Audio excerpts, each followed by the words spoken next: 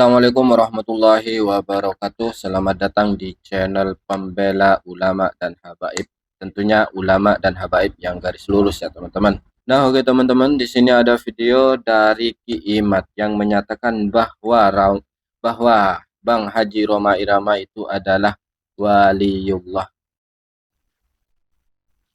Setelah resmi bergabung ke sektenya dan dapat gelar Sayyid, Imad bin Sarman umumkan Rhoma Irama langsung diangkat Allah Subhanahu wa taala menjadi waliullah dengan derajat kewalian paling tinggi. Asalkan bergabung dengan Kiai Imad bisa dapat gelar waliullah teman-teman. Kita simak saja videonya. Rhoma Irama adalah waliyun min auliyaillahi ta'ala. Rhoma Irama adalah waliyun min auliyaillahi ta'ala. Coba kita lihat, umurnya sudah 80 tahunan. Tapi ketika mendengar tentang tesis saya, dia ingin menelusuri, dia ingin meneliti. Kemudian sekarang dia mempunyai keyakinan bahwa para habib ini bukan. Nah, oke teman-teman, setelah dia angkat menjadi wali oleh Imaduddin, maka Bang Haji Rhoma di sela-sela tausiahnya menyampaikan ke umat bahwa ada rencana besar para habaib untuk menguasai Indonesia. Loh. Gak bahaya tah? Ini dia videonya. Sebagian besar habib-habib nggak paham ini. Sebagian besar mereka nggak paham ada rencana jahat untuk menguasai Indonesia. Makanya kita jangan gebah-uyah, jangan diselanisir. Hati-hati dalam hal ini. Jadi alhamdulillah proses hukum dari PBNU juga sudah berjalan. Maksud saya pengkritisian bahwa mereka bukan hanya memalsukan kuburan-kuburan, bukan hanya memalsukan sejarah Indonesia, bahkan sejarah NU juga dipalsukan. Dan alhamdulillah ketua PBNU telah memerintahkan kepada jajaran NU untuk mencabut buku karangan Lutfi bin Yahya, artinya produk beliau, untuk ditarik dari semua jajaran perguruan Nahdlatul Ulama.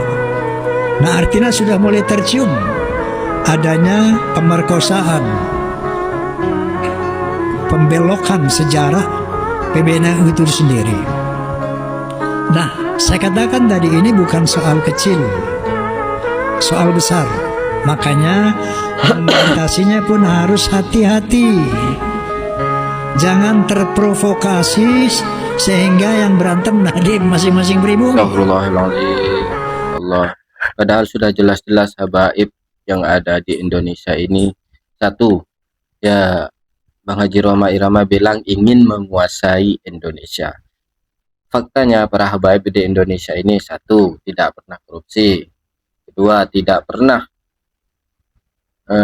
merugikan rakyat, tidak pernah merugikan umat. Lah, seharusnya Bang Rhoma Irama ini berkata seperti ini, harusnya pasnya itu dilontarkan kepada 9 naga yang nyata-nyata merugikan rakyat, teman. Ada juga video di sini tanggapan Kus Idrus Romli dan Buya Uci terkait Rhoma Irama yang sering berbicara tentang agama padahal dia tidak mondok di pesantren. Makanya kalau mau bicara agama itu serahkan kepada ahlinya. Kalau penyanyi dangdut ya bahasnya lah bagian-bagian musik, jangan membahas agama biar tidak sesat menyesatkan. Dari 3 ilmu ini bahwa kaum Ba'alawi bukan turunan Rasulullah SAW. Nah, dan yang terlibat ini macam-macam. Ada yang nggak ngerti nasab, asalnya dia ini sebenarnya artis. Saya nggak tahu namanya siapa itu. Katanya Raja Dangdut. Raja Dangdut itu penyanyi. Dan penyanyi itu gak bagus lah.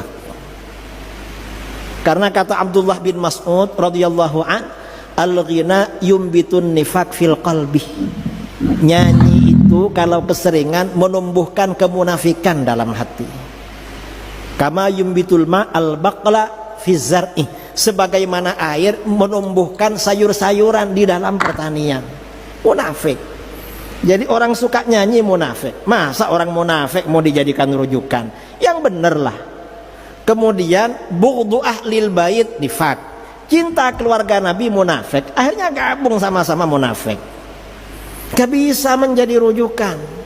Yang seperti ini memang harus para ulama, dan para ulama kita sudah menyatakan ijma tentang nasab Sadah Ba'alawi. Cinta ahlul bait ini penting. Pemersatu kita umat Islam, pengingat kita agar kita senantiasa ingat kepada Rasulullah. Makanya sabda Rasulullah SAW, wa ahibbu ahla baiti li hubbi, cintai keluargaku karena mencintai aku. Bukan karena dia alim, bukan karena dia ganteng, bukan karena dia khair, sering ngasih. Karena kalau mencintai Habib karena alim, sama yang bodoh-bodoh kita benci. Gak boleh itu. Republik Indonesia mendapat hadiah ulang tahun, yaitu masalah polemik nasab ternyata telah selesai, yaitu dengan bahwa berdasarkan sejarah nasab, berdasarkan tes DNA, berdasarkan ilmu filologi, bahwa kaum Balawi saudara kita tidak terbukti sebagai keturunan Nabi SAW. Saya kos itu gua cara petang jasa. Tuh mas santren gua jadi Kiai Haji Oma Irama. Teu kada ge jama santrena sugan kada ge di Cisoka mas santren henteu. Tapi jadi kiai atuh kiai bae ka ditu. Henteu saha nu nyalahkeun eueuh, ngan saha nu deuk nuturkeun hukum menang di Kiai Haji. Dan kiai-kiai sederetanana lain ngahinakeun mangga hak masing-masing teh dakwah mah, tapi kudu ngaragap dada di mana aing mah santren baheula. Dakwahna tuh kenyana mah kuduna di panggung bae. Di panggung bae. Dakwahna teh ulah di masjid jana mah. Jeung geus ngadengekeun ge make anting, make kongkorong. Betul. Oh, kongkorong emas, kongkorong anjing dipake ku nyana. Kitu atuh dakwahna. Marilah kita dengarkan. Deng. Roma Irama salah menafsirkan Al-Quran. Janganlah sekali-kali mendengarkan penjelasan apapun yang bukan dari ahlinya. Beginilah tanggapan Ustadz Adi Hidayat